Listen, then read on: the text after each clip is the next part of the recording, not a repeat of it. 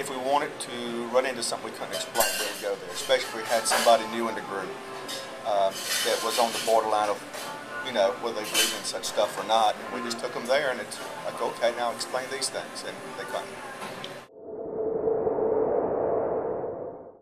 Time we were visiting, the curator at that time, who's no longer with them, she actually told me that she grew up friends with the people on this property. So when she was a little girl, she was running around the property and never had anything happen.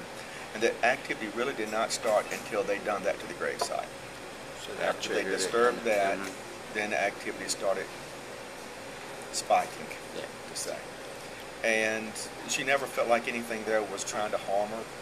Nothing was there that was evil in nature. Everything that she encountered was benign, or as she said, playful. And we did, I think it was a total of 4 full investigations there, not counting the preliminary investigation I've done on the property. Before my group goes out, we send 1 or 2 people out to look at the property to see if it warrants a full investigation. Well, when we got out to the property the first time, talked with the curator at that time, and she said that she had all kind of things happen. I mean, I named it, she reported it. Everything's apparitions to stuff being moved around, you know, poltergeist activity. It's just the whole works.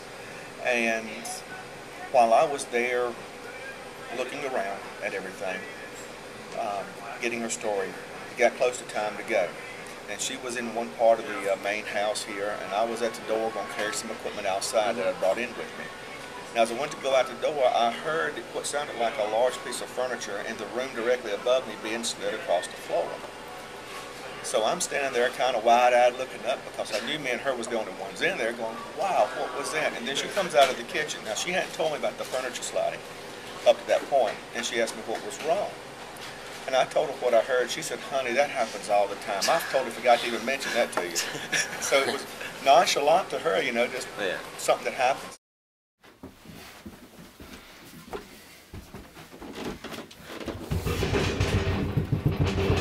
Oh, honey, don't worry. That's just moving furniture. That happens all the time. Oh, okay.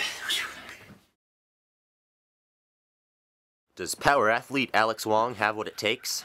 Of course he does. He drank Gatorade. G. We're getting set up for it. One of the investigators in the group, he works with the, or at that time worked with the Emergency State System for Virginia. They're the group that if a local tragedy happens and the local EMS services can't completely cover it, they call his group in from the state level, and they come down and provide the support that's needed. Well, since he has to do all of that in his job, he had a rather large key ring. So he would keep him on his side on a, I call him a climbing hook. That's what he had. And he said he's been out and done numerous, you know, sites and accidents and stuff like that and tragedies around the state, and he's never lost his keys. Well, it was already dark. He had a handful of equipment coming up into the house, was coming in the side door. And when he walked up the steps, he heard something hit the deck. It sounded like keys. And I was just inside the door, and I heard him, you know, outside. I'm waiting for him to come in because I'm holding something I needed to see. And he's paused out there. And then he calls me and said, Tommy. And I said, yeah. So I started heading over towards the door. But by that time, he had set his equipment down and turned on the light. And he's standing there when I opened the door, looking at his keys, looked over at me, kind of flushed in the face, and goes, you ain't going to believe this. And of course, that's the most common thing we get told of people is, you're not going to believe this. Well, that's what he told me, you're not going to believe this. He said, as I was coming up the steps, as soon as I stepped on the porch, for some reason, my keys decided to get loose from my hook and land on the porch. Well, that would have been weird enough, but the problem is, by the time he turned on the flashlight, they were still sliding across the porch towards the edge. The site has a history of keys being taken and turning up missing. Key to the house, they sit on the table, come back, it's gone. They find it weeks later, it's in a cupboard somewhere in the back under something, totally not where they put it at. And so they had pre-warned us about the keys, and sure enough, his keys almost left. Of course, he couldn't see anything sliding it, but they were just moving on their own, going right across the porch. He grabbed them just before they went over the edge of the porch. Do you know why it would have a relation with the keys? Do you have any like theories or anything? Normally, when it comes to stuff like keys, small trinkets being misplaced, little objects either appearing or disappearing at a location, a lot of times you can find in its history a child that died tragically on the property. And I can't help but wonder if that was the case. In this case, it was, you know, a child, spirit of a child still there at the property. Alright, we're at Andrew Johnston house. We're gonna investigate and see if we can have anything weird happen or experience anything. Hopefully we will. You're going in first though, Mike. Hope you know that. Why me? Well,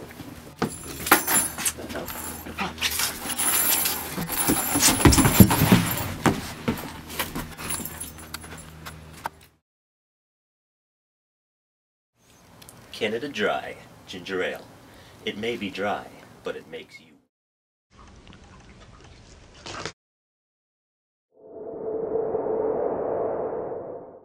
We had set video equipment up throughout the house in every single room. I brought in a large team, and we decided that we were going to make sure the house was completely sealed off. So after we got all of the video and audio recording equipment set up, myself and the curator would start upstairs and go through and make sure everything in the house is checked so we can verify there is nobody left in the house.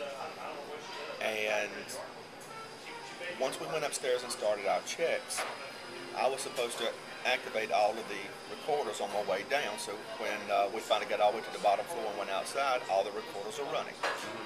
When I got to the first one, it was already running. And I thought, well, that's odd, you know, which investigator left his stuff running?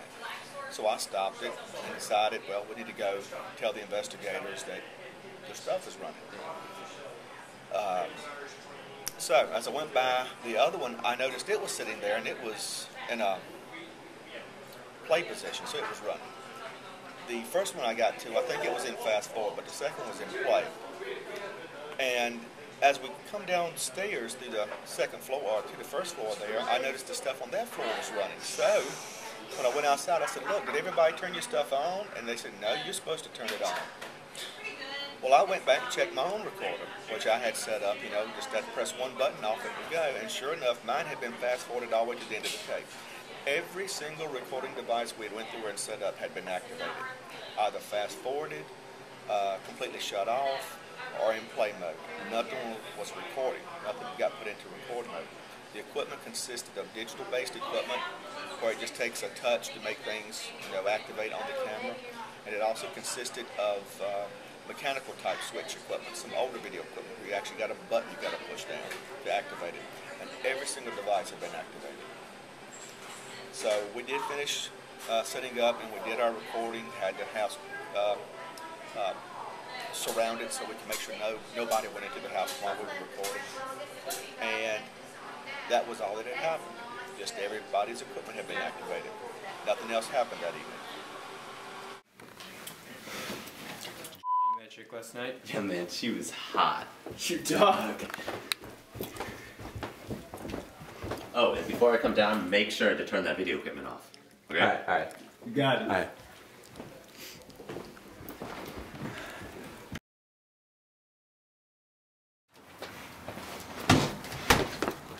Man, that house is weird. Yeah, did you see the doll up in the upstairs bedroom?